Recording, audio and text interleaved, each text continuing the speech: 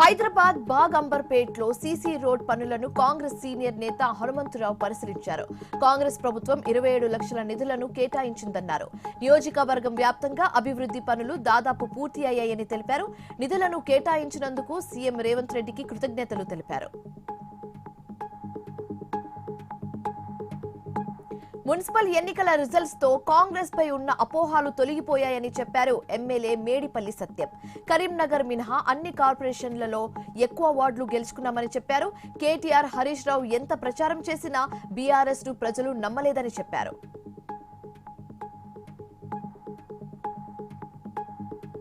తెలంగాణ భవన్ లో కేసీఆర్ బర్త్డే వేడుకలు ఘనంగా జరిగాయి. బీఆర్ఎస్ అధినేతకు కార్యకర్తలు శుభాకాంక్షలు తెలియజేశారు. రాష్ట్రం ఏర్పాటు కోసం కేసీఆర్ ఎంతో కృషి చేశారని ఉద్యమకారుడు జాలిగం రాకేష్ చెప్పారు.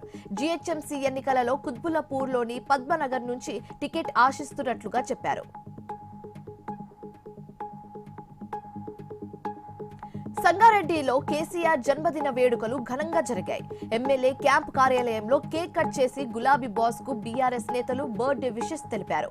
కేసీఆర్ మళ్లీ సీఎం కావాలని ప్రజలు కోరుకుంటున్నారని, మున్సిపల్ ఫలితాలే ఇందుకు ఎగ్జాంపుల్ అని చెప్పారు. ప్రతి వార్డుకు 8 కోట్లు ఇస్తామన్న హామీని నెరవేర్చే వరకు పోరాటం కొనసాగిస్తామని స్పష్టం చేశారు. చిత్తూరు జిల్లా కుప్పంలో 2 ఎక్స్ప్రెస్ రైల్స్ ను ఆపేందుకు రైల్వే శాఖ ఆమోదం తెలిపింది. వాస్కోడిగామా, వేలంకని, దాదర్ సెంట్రల్, పాడిచ్చేరిలో ఎక్స్ప్రెస్లు కుప్పంలో ఆగుతాయని అధికారులు తెలిపారు. అయితే ఈ నిర్ణయంపై రైల్వే శాఖ మంత్రికి సీఎం చంద్రబాబు నాయుడు ధన్యవాదాలు తెలిపారు.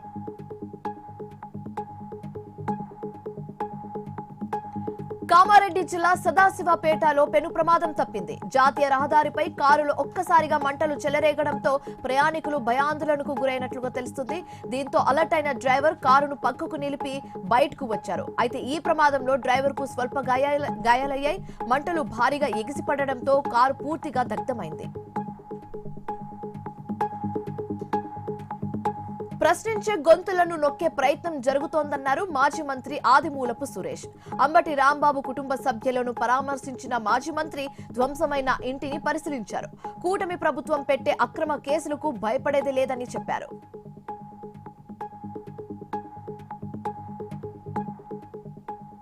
కూటమి ప్రభుత్వం కక్ష సాధింపు చర్యలకు పాల్పడుతుందన్నారు ఎమ్మెల్సీ తోట త్రిమూర్తులు. తమ పొలంలోకి మేరక పల్లాలను చదును చేసుకుంటుండగా లారీ, జేసీబీలు సీజ్ చేయడం దారుణమన్నారు.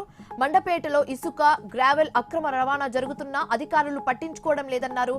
అధికారులు భవిష్యత్తులో మూల్యం చెల్లించుకో తప్పదని తోట త్రిమూర్తులు హెచ్చరించారు.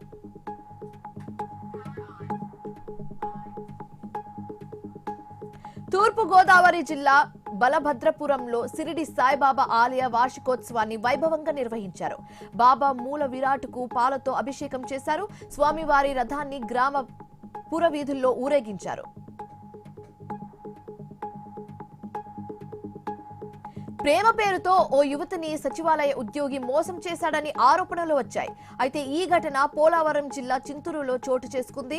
వెంకటపాలెంలో డిజిటల్ అసిస్టెంట్ గా పనిచేస్తున్న అంబోతు నరేష్ 4 సంవత్సరాలుగా ప్రేమించి మోసం చేశారని బాధితురాలు ఆవేదన వ్యక్తం చేశారు. తనకు న్యాయం చేయాలని డిమాండ్ చేస్తూ సచివాలయం ముందు నిరసన చేపట్టారు.